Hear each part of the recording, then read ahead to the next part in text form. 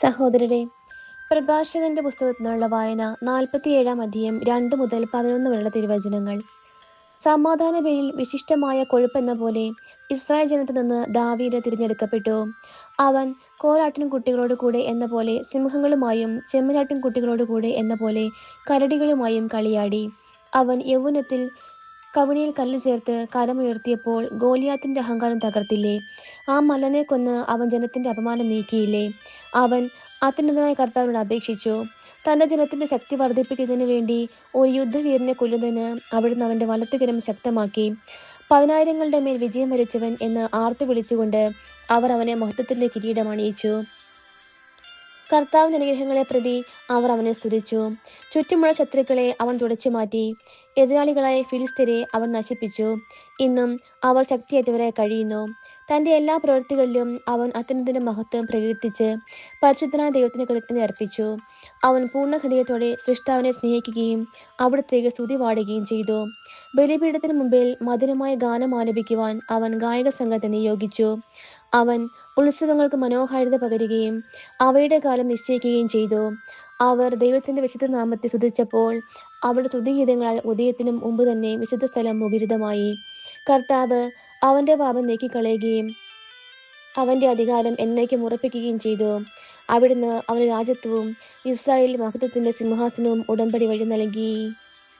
നമ്മുടെ കർത്താവായ മിശിഹായ്ക്ക് സ്തുതി.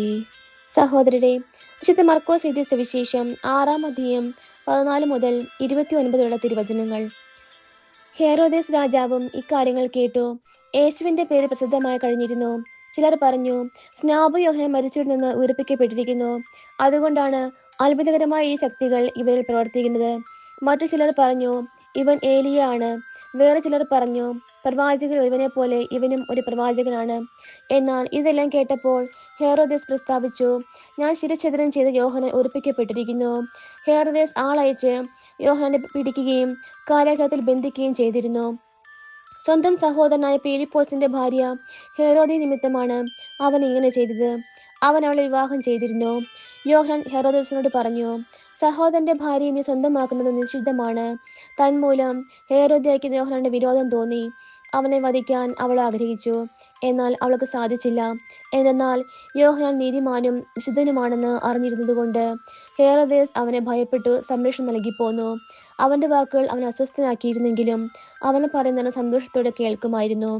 ഹെരോദേസ് തന്റെ ജന്മദിനത്തിൽ രാജസേവകന്മാർക്കും സഹസ്രാധിപന്മാർക്കും ഗലീലിയ പ്രമാണികൾക്കും വിരുന്ന് നൽകിയപ്പോൾ ഹെരോദ്യയ്ക്ക് അനുകൂലമായ ഒരു അവസരം വന്നു ചേർന്നു.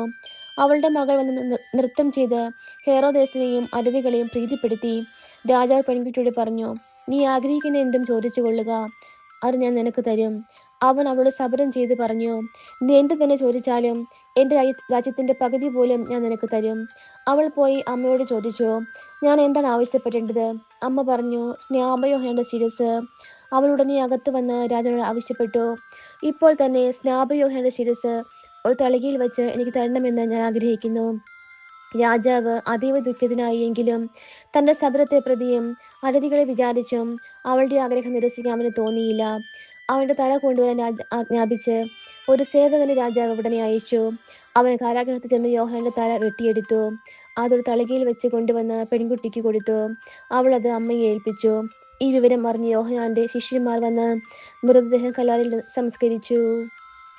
നമ്മുടെ കർത്താവായ മിശിഹായ്ക്ക് സ്തുതി.